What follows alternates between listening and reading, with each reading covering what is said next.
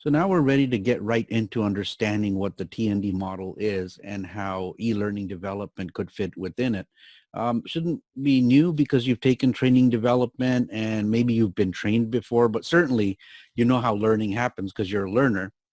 We're just going to make it a little bit more formal, a little bit more official. We're going to have a look at how a vision for learning translates into reality by looking at 2 or 3 different analogies. Then we're going to dig right into the training and development model. Now, just remember, as you go through these lessons that are giving you framework within which to build your e-learning, also focus on building your e-learning project. Add as many elements as possible from what you're seeing here in this lesson and the next few lessons, especially the accessibility side. And don't forget, check off the requirements, right? The assignment has requirements. Make sure you go through each one and deliver. So we'll start with analogy number 1, and you can all relate to this. I think since you were young, you've been watching TV shows or Hollywood movies or Bollywood movies, call them what you like. And I think many of you have actually dreamt of producing a movie. I mean, you have a camera on your phone. Maybe when you were younger, you had like a high 8 camera or VHS camera or camcorder. That's what I'm trying to say. And you might have wanted to produce a movie. You certainly have actors, you have a storyline, maybe some scenery, so on. But if you think about it, in Hollywood, we have a script. So you start with the script, an idea. It could just simply be a book that somebody has written, and maybe an idea in somebody's head, a spark. And we take that script and we cut it into scenes. I mean, rarely do you have a movie with just one continuous scene in it.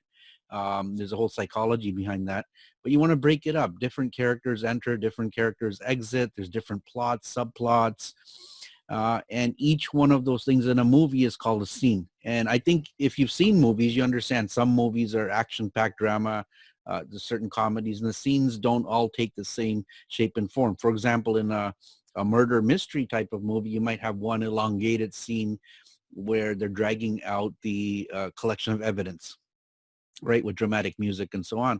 But once you have a scene, which pretty much is just a visualization in your head of how each part of your story is going to be relayed to the audience, that's called a scene. Starts, it stops, you move on to the next scene. Sometimes we go back to a scene, right? Then you use some tools, cameras, microphones, props, all sorts of neat things. And nowadays, of course, we have computerized CGI to do animations and so on. So you shoot the movie. You then take it to an editing room. You edit out the bad part. You put in the good parts, titling, music, background, whatever, and the audience watches it. So, I mean, you can relate to that process. So building learning and development, specifically e-learning, is really no different. So let's have a look. It looks something like this, okay? You've got an idea, and I always like to put an idea on paper. It could be whatever, Word document, could be paper, but you see a stack of paper there. It's an idea. It could be an existing book, a manual. It could be guidelines. It could be policies. It could be anything at all. Anything that is written to get into the mind of somebody else is content. Or it just might be you're sitting there one day and say, you know what, I think my employees can learn this. They can learn how to do this. And it could just be an idea in your head. But at some point you commit it to paper, right? Then you use a variety of tools to get that content out to the user. And there's other lessons that will teach you what some of these tools are. I mean, there's thousands of these, right? So if you want to become an e-learning specialist or T&D specialist, you learn more tools than other people, but nobody really knows all of them. So for example, if you wanted to animate your training, fully animated, like Disney Pixar style, you wouldn't do it. You would hire somebody, right? If you think that a coaching program for training would benefit from gaming, then you might hire a team to create some gamification for your virtual reality or whatever it might be. But at its simplest, if you take some content, figure out some sort of tool that your audience has access to and can relate to, then you're able to give your training to a whole mass of people versus bringing them in a room a few at a time. But remember, not everybody can engage with digital learning or e-learning, right? So you have to know your audience as well. Those things are changing, of course, in current times with COVID-19. A lot of people who weren't necessarily into the e-learning side now have to, and they're going to make it work. It's like banking, right? Nobody really liked machines, but now everybody wants to go to a machine to do their banking or on your phone. So my audience here is pretty happy because we built e-learning to cater to their needs. Now, there's a process called Andragogy, and I have to introduce this to you, okay? It's pedagogy, okay? All the textbooks call it pedagogy, but because we are not developing for children, peda means children, um, we're going to change the word to Andragogy. Andra means adult or grown up, and it's the process of getting a message or some sort of communication effectively, that's a key word, into the minds of learners. So have a look at this diagram. Again, on the left, I've got my content, the message, whatever it is I want to convey to my people, in this case, my employees. What is it? A new policy, health and safety, regulations, working at heights, AOTA, customer sensitivity, how to use a piece of equipment. It could be anything, any topic. Now that's you in the middle. That's your T&D specialist. Asks themselves, how can I effectively, with the greatest impact, get that communication on the left into the brains of my learners on the right? So see, each one of those people in that picture has a brain. That brain has memory. They have the ability to recall and retain, but they also have a cognitive ability, which is the ability to think and process. And not all your training is going to require somebody to think about it. Sometimes you just train people how not to do something, or just remember step 1, 2, 3. And if I was going to teach you how to stop at a stoplight if you're driving, it's pretty simple. I don't need you to think too much about it. Just remember, red means stop. Yellow means caution. Green means you can go. But some training is about training somebody to actually think, to synthesize, to create new ideas. So if I were to send you to a creativity workshop in a classroom, then that's one way of getting creativity skills in your mind. Hopefully you come back to work, you innovate, you're creative, you put things together to come up with something new. But instead of an actual workshop in a classroom, can we do the same thing online? Yeah, I believe so. Listen, I used to be in this space for years. My biggest client for 20 years was in this space. And we did all sorts of stuff online. And we've had data to prove that you can effectively train almost everything in a digital format. Not necessarily an online course, but somehow digitally. As long as there's a brain and you have a message to put into the brain, and as long as you recognize that not everybody uses the brain the same way. And I don't mean they're not capable of. Certainly people with certain disabilities can't. I get that. That's called andragogy. Now, we're going to get right into the T&D model. Now, I don't know if you've seen this before in your T&D course or something similar possibly. This is the one I use when I design, okay? And I just put boxes, nice colorful boxes for you. Typically, I obviously wouldn't do that. Your ideas come out in a report. Just step by step, have a subheading called team and one called plan, one called need, so on, whatever you need, and then start writing down. So we're going to talk about each one of these elements, and that'll end our session. But I think you can, if you just look at it for a few minutes, you can realize, wait, what does he mean by team? Team is who is going to do this? Do we need a team? Can you do this yourself? Yeah, it's possible that you can do e-learning by yourself, but most likely elaborate e-learning requires a team. Because I don't think any one person can be, for a big course, let's say, be the writer, the content collector, the curator, the graphics person, the video person, the audio person, and somebody to oversee everything and keep track of resources. You can. Look, I'm building this by myself, but I also have IT people who are there to help me, and equipment. If I can't set it up, there's people who are going to set it up for me. And then you have to have some sort of plan. And the plan would be sort of like a timeline. Is that when are you going to start a task? When are you going to end a task? How long should something take? So if your bosses say, let's say we need AOTA training by December 31st, 2020, then certainly you want it in place probably by September so you can test it out, make changes, etc. And the plan would simply depict who does what when they do it. And part of your major project build, the write-up in your contract it's very simple. You're going to write down all the little things you need to get done, and then the names of people who are going to do it, and then some timeline of when you're actually going to get it done. And I'm going to let you change that as often as you want, okay? So that's the admin stuff taken care of. But now we have a need. So you know what needs assessment is. You know what needs analysis is. Heck, you talk about it in almost every class. Call it whatever you want. But do you build e-learning or any learning without a need? Well, actually, absolutely not.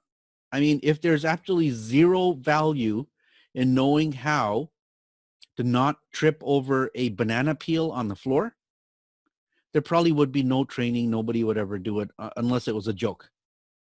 But if in your business you have a need for somebody to know how to operate a $5 million piece of equipment, the need is right there.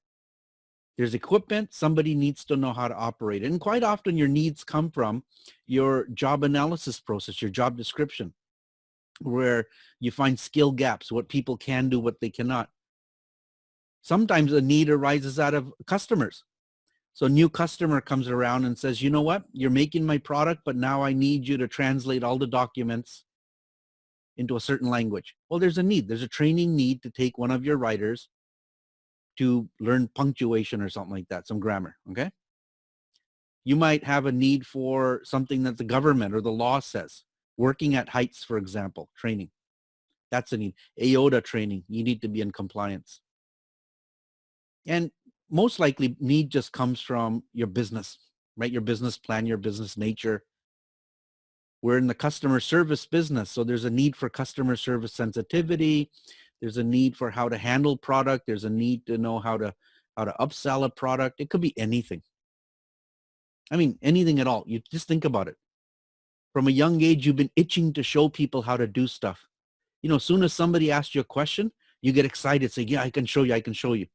You don't get excited if you can't show them. But as soon as you get that feeling, you know what, I'm going to show you, there you go. You just initiated a need for training. The difference is, how do you get that training? Do you lecture the heck out of them? Do you let them read a book? We'll talk about that next, okay? How do you actually do that? But when you have a need, you would start writing objectives. So if I'm going to satisfy this need through e-learning, digital learning, then these are the objectives that will be met. So in some cases, you have distinct KPIs or key performance indicators that might need to be satisfied. So through your job description or competency mapping process, you might have skill gaps, for example, and these could be critical performance elements that need to be trained out or trained in.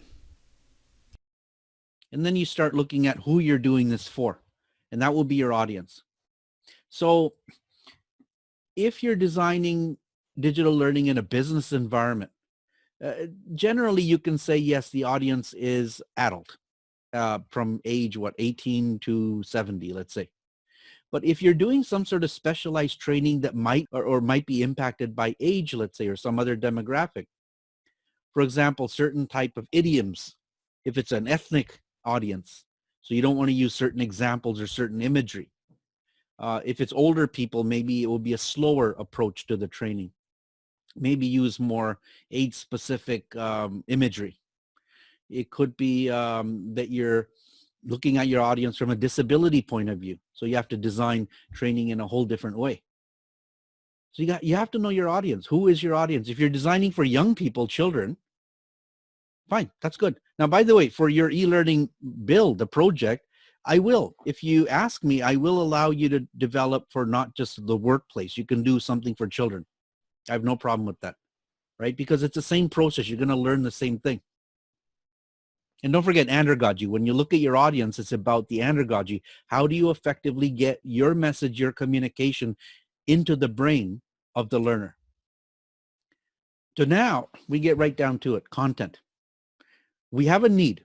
So obviously we're going to put resources and money into it. And by the way, I do know companies, and I'm one of them, that will build training not because of an immediate need by a group of people. There's just a general need. Somebody will be able to use it. So we sit down and design e-learning all the time. If we have capacity and we're sitting around doing nothing, or we have extra content or footage, we'll just build something that might come in handy, and that's called building a catalog, right? But in most cases, the need is real and specific, and you have to have some content ready. I mean, you don't just start teaching. Well, hang on, do you? What if you just knew something? You're an expert and it's all in your brain. How to ride a bicycle. I don't know, pick a topic. You're all good at something, awesome good. You don't have to read any notes. Well, there's your content right there. But at some point, you need to write that content down or represent it in the form of some sort of an image. So this session here, this section is about content. Where is the content from? Well, again, like I said, quite often it just comes from somebody's head, an expert person who's already done the job before. It's their best practices, it's their experience. And that might be tricky, actually. But sometimes we pick up a book. Somebody's written a book. They've written a manual. It could be a guide. Could be anything. And the material's already there, right? You might search new material. So if your boss comes and says, you know what? We don't have any social media training for our employees. Well, there's no manual that was written. You can go out and buy a book, but then you have to get into licensing and copyrights. You can't just willy-nilly start taking stuff. So then you start researching on your own approaches, maybe on the internet. You start asking people. You can hire an SME, a subject matter expert, to write content for you. And thank God for internet and Google. There's tons of content out there. Just be very careful with copyrights and so on. Now, for the purposes of my project for this course, you're allowed to use stuff from other people, as long as you cite it properly, APA, MLA style, whatever we're using. But in a business, you can't. You have to get permission. It's not fair to take things from an author, right? And you'll be surprised how it's not terribly expensive. People might allow you to license something for a very attractive price. So anyways, somehow we have content. And if it's just a book, for example, that you're going to convert to e-learning, now you have to start the process of collecting and curating new content. For example, images. So if there's a paragraph describing something, certainly you want to go out and find an image, either stock photography, get your own photography, get somebody to draw an image for you, a picture of the machine you're trying to train on. And quite often video. I'm a huge fan of video. So whatever words you're trying to convey, video, of course, means a lot more. So if an image means 1,000 words, then a video means 1,000 images, right? And there's a whole thing about creating video. I think any one of you can just pick up your phone, videotape somebody doing what it is you're trying to train, and without making it too fancy, that becomes a video. But along the way, you want to do it properly, edit it, music, sound, whatever. And quite often we do have audio, by the way.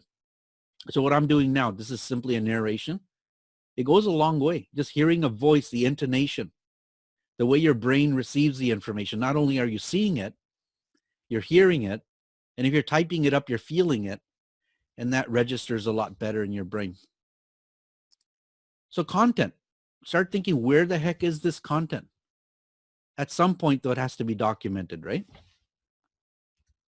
And then we start designing. So we have content. And we now need to think about what it's going to look like. You know, listen, if you pick up a book, I mean, you've seen all sorts of books before. Some books they don't even have a table of content. They barely have a cover.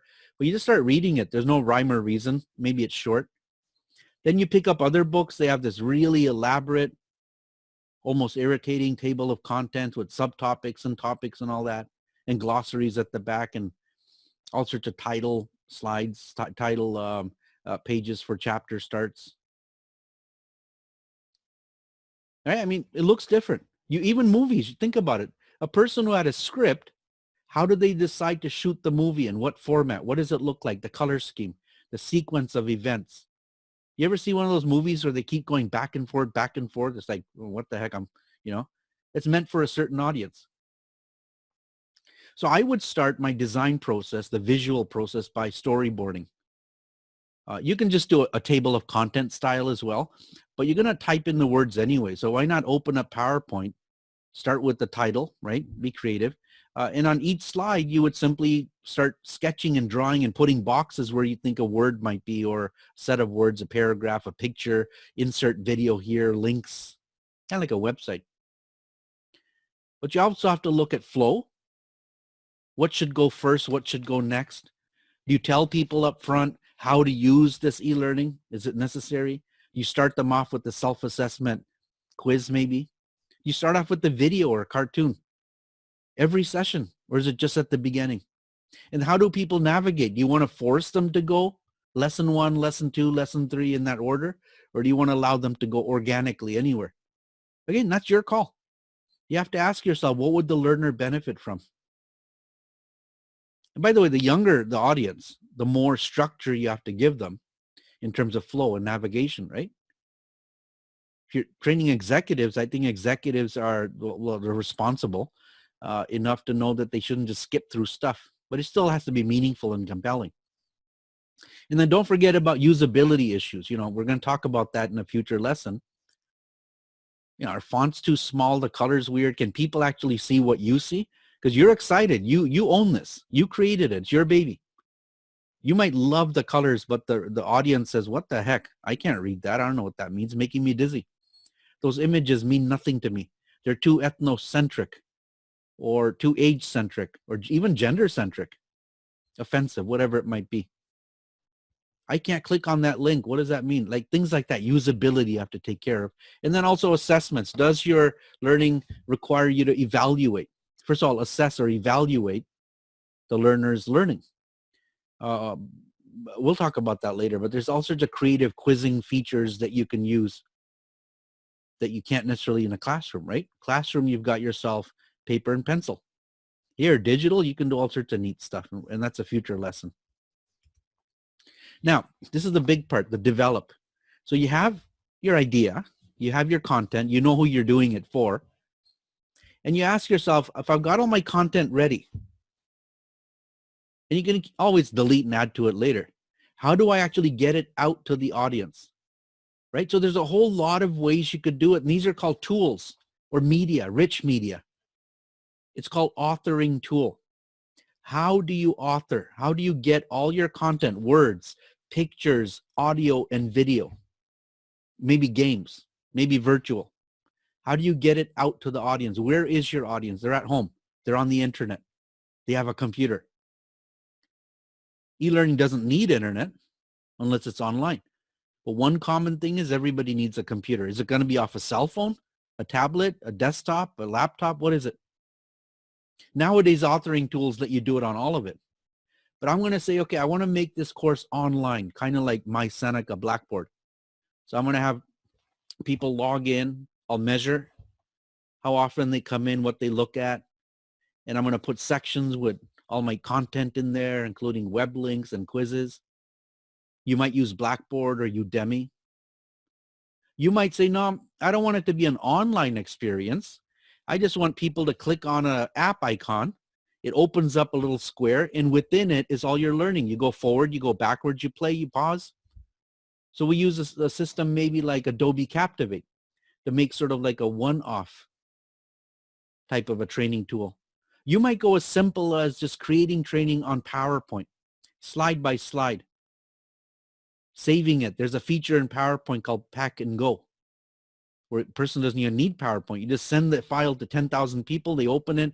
It literally just goes from slide to slide to slide. And you decide, do you want the person to control how fast they go, or do you force them to read at a certain pace? And that's the Andragogy. So PowerPoint is really not the place to be because it doesn't measure anything. Maybe I just skip through it in 5 seconds. Quizzing inside is a little bit tough, actually almost impossible. So you start saying, how can I go to Storyline or Adobe Captivate, right? You might have just a series of videos. Think about it, a curated list of videos on YouTube. Video 1, video 2, video 3, video 4. That's learning right there, right? The only thing is you need to be able to tell your audience somewhere on a website, hopefully, where to start, how long to give each video, objectives for the course, that sort of thing. So why not consider having your videos, but put them in Blackboard, which is a learning management system or course management system. It's a place you can stitch all your little individual elements together. And we're going to talk about objects later on as well. Maybe you want to have an animated cartoon, characters telling your story, not real people. So use Powtoon. You might have a talking head with lip syncing called Voki. Maybe that's something your audience will love. You might want to put, let's say, bit strips, comic strips type things in there, some interactive Web 2.0 content, where people are clicking on a map, click on the country, see if you're right or wrong, video production. And then there's, of course, things like virtual reality, right? That's not an option for this course. I could make it an option if things loosen up a bit, because I do have equipment I really want to share with you, but I'm going to show you how it works. Maybe you want a VR strategy, maybe gamification. We'll even look at immersive environments where people, your learning happens when people log in to a site like Second Life, secondlife.com, and your avatar walks through a space. Seneca actually has space on an island, virtual, and you sit down with people who are not really there, but they're actually there. They're just not physically there. And on a big board in front of you, the lesson pops up. I mean, you wouldn't do that unless it made sense. It has to make andragogical sense. So let's say we figured out what tools we want to use and we develop. And by the way, if you want to be an L&D professional, you would become familiar with all the tools I'm going to give you, very good at it. But there's a whole lot of other tools. Usually they're free downloads for like trial, but certainly it's an investment you pay for it. So Articulate Storyline, for example, might cost you $3,000-$4,000. You wouldn't pay for it. You'd get a 30-day trial, but your company probably would, but then you'd stick to it. You'd be the expert. I'm going to give you, by the way, free access to Blackboard, Udemy, Adobe Captivate, Camtasia Studio, Powtoon, Voki. All the tools that I think you should use, you're going to get pretty much free access to it. Unless you want some like fancy characters, you can pay for those. I don't think you need them. So once everything is built, you're not just going to feel great about it and let people start using it. No, you're going to test it out. Test it out with yourself first. I like to test it out with family members. See what they say. And don't take things personally, right? Just keep in mind who the audience is. Then you test it out with the group of employees, smaller group, representative group, and then see any suggestions that they have. And you go back and you tweak it. You make modifications, and then you retest it. Usually go about 2-3 rounds. Then you start deploying it to the full audience, right? And I mean everything. Usability. If somebody says, I can't read that, change the color of the font. Change the font. Change the size of the font. If people say, oh my God, it was like 20 steps for me to just download this thing, the plugins and whatever, my computer keeps crashing, maybe that wasn't the strategy. Now, the more of this you do, of course, you become good at it. It becomes second nature. You work closely with IT to figure out things. So the last part, I think it goes without saying, because you covered it in your initial T&D course, is the evaluation stage. I think that any work you ever do has to have some sort of feedback loop where you revisit how you did things, what you did, what worked, what didn't, and you take it from your own perspective. Like you have a feeling, you've seen this before, you have a benchmark, what's good and bad. You might have made that little mistake that you want to go back and fix, but also look at it from the point of view of managers. What did they get out of it? What did their team get out of it? And most importantly, I think, is a learner. But remember, the learner is not always an expert. They know what their reaction, their perception is, but some of the design elements, you listen to them and then you decide